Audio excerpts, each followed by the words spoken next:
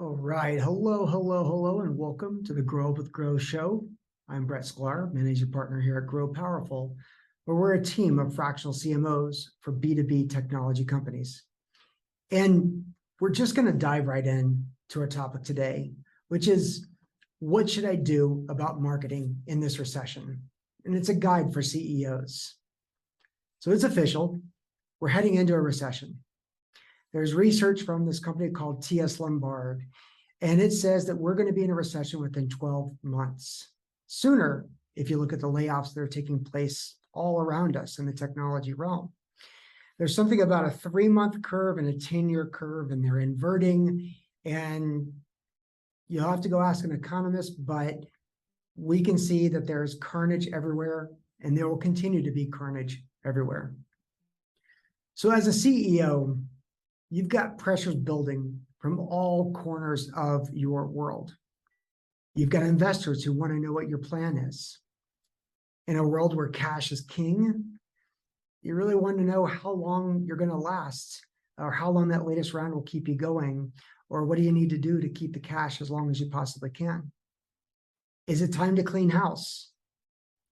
What are the things that can be measured and what cannot?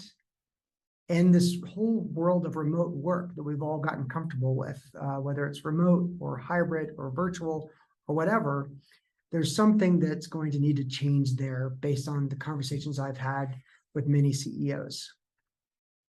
So what do you do about marketing?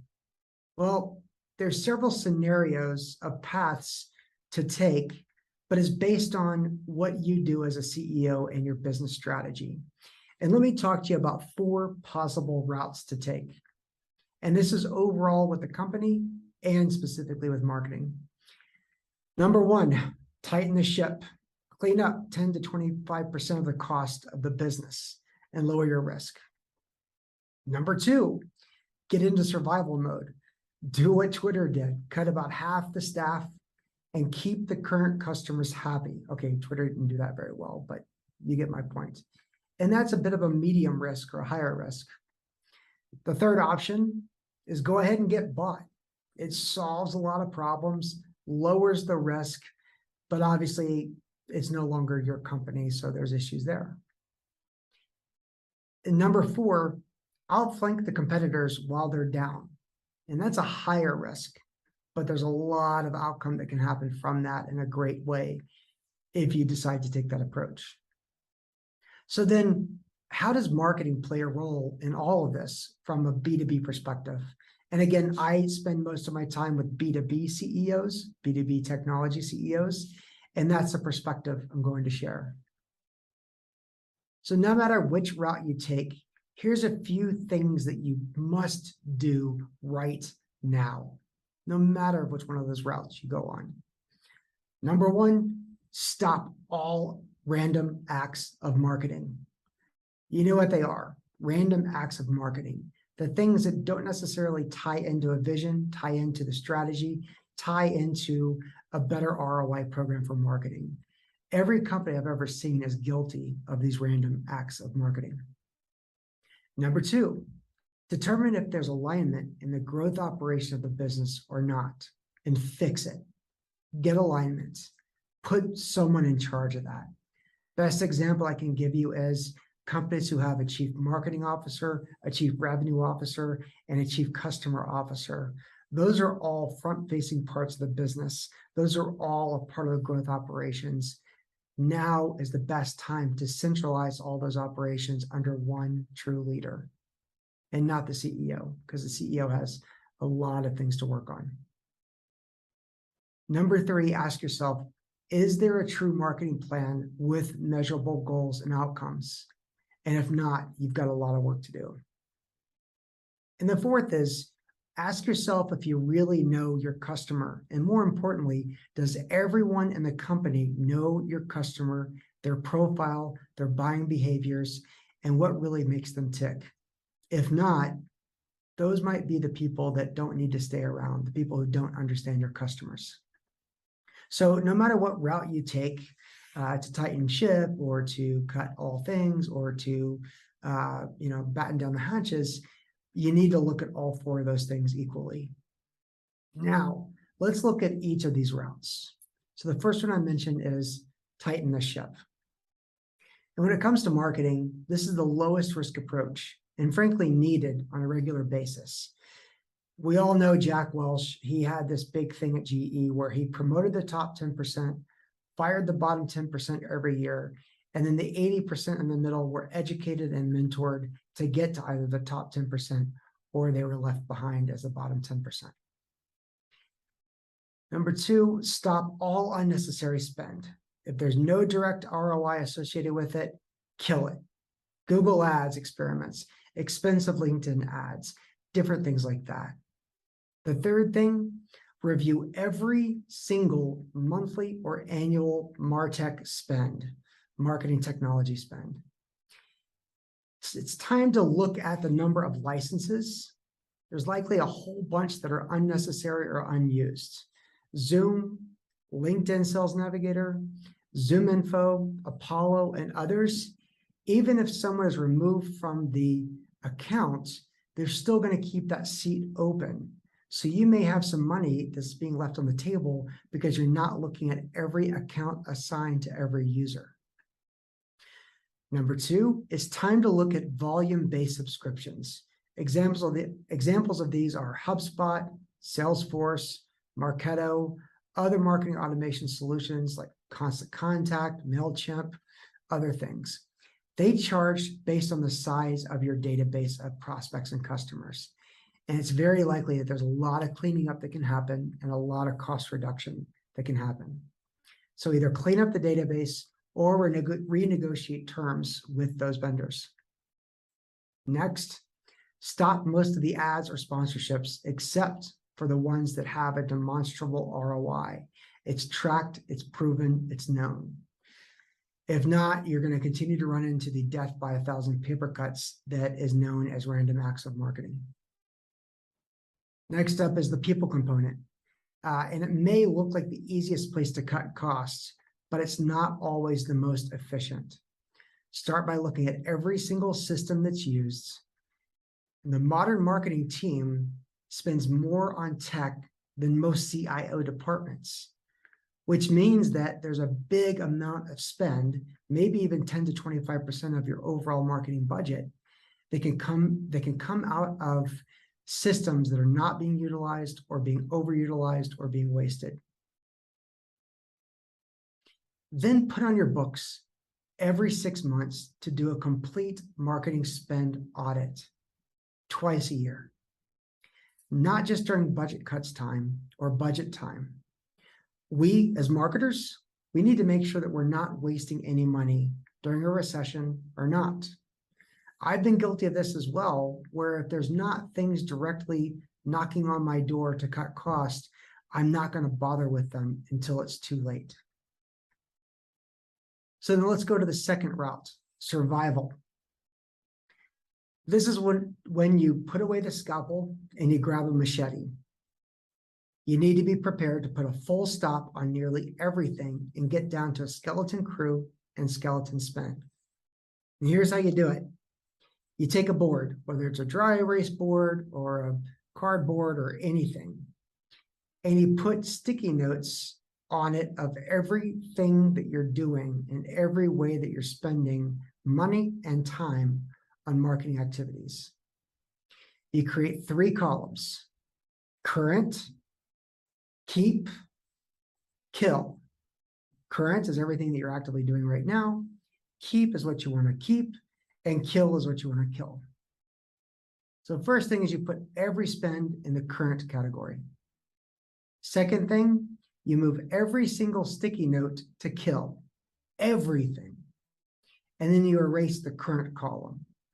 Now you are forced to really fight to keep something by moving it from the kill to the keep. And you keep it if the business will suffer greatly without it. This is the only way you're going to cut things down to an absolute minimum, is if you start with killing everything and then reverse engineer it from there. Events should be gone, sponsorships gone, digital ads, unless it's proving a direct ROI, are gone.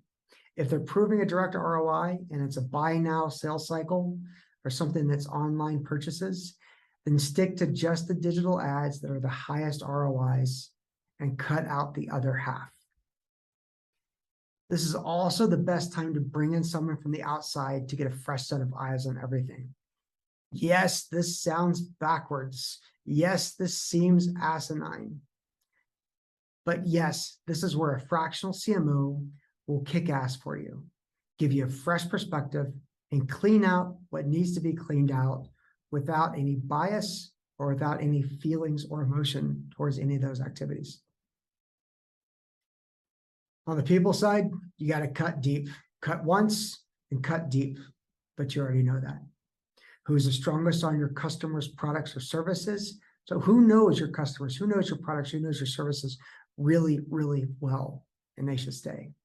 Who knows the operations of marketing inside and out? They should stay. Who understands the items in the keep category? They should stay. Everybody else needs to go.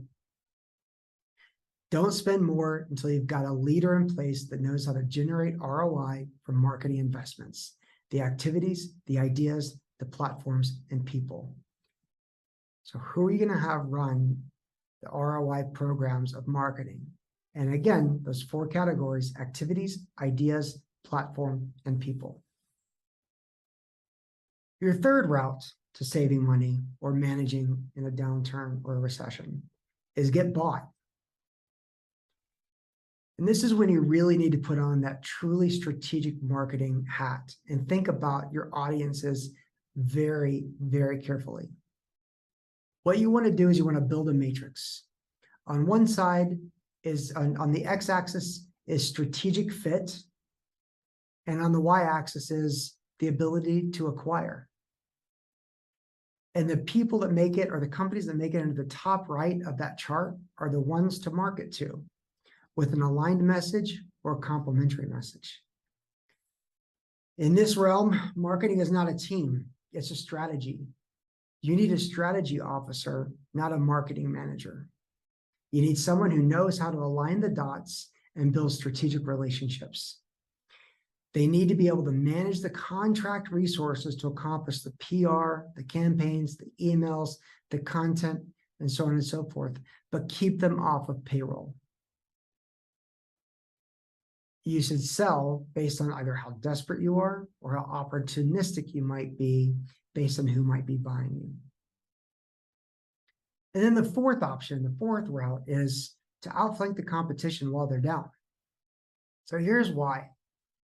Very few companies will take this approach. Less than 10% will work to double down and outflank the competition.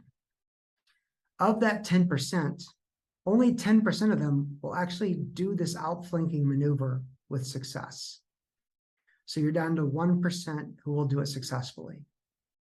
And for that 1% who do it successfully, congratulations. You're the next Rockefeller. You're the next Salesforce.com. You're the next Oracle. You're the next Microsoft. You have made it big. If you're in a market where there's 1 or 2 bigger players, their tendency is to take less risk, especially if they're publicly traded or PE-backed companies. If you've got a good amount of cash, great deal flow coming in, and have a company culture of doubling down when the opportunity is hot, then I have one question for you. If not now, when? And I have a second question for you. If not you, who? Who's going to do it if you don't do it? Somebody is. Is it going to be you? This is where I get to brag about my team of fractional CMOs. My team of fractional CMOs and I have worked with companies in good times, bad times, rough times, easy times. We've actually leveraged this double down approach to gain market share when others were scared to. We've helped companies outflank competition. It's not fun. Honestly, it's not fun. It's awesome, but it's not fun. It's not easy. It's one of the hardest things to do. It's not always popular, but when it's done right, it is incredibly effective. If you do it on your own, then it's time to invest in the marketing team and execute with the expansion mindset. So that's it. There's a couple of basic tips across the board. as well as 4 different routes to take of what to do with marketing in a recession. Tighten the ship, survival mode, get bought, or outflank the competition, outflank the competitors while they're down. That's it. That's the show. Hope you've enjoyed it. If you've enjoyed it, like us, share us, subscribe to us, catch one of our carrier pigeons. Visit us at growpowerful.io. Subscribe to Grow Up with Grow on your favorite podcast. We're on YouTube. We also have an awesome newsletter on LinkedIn. And we can't wait for you to hear some of our awesome things we've got coming up next.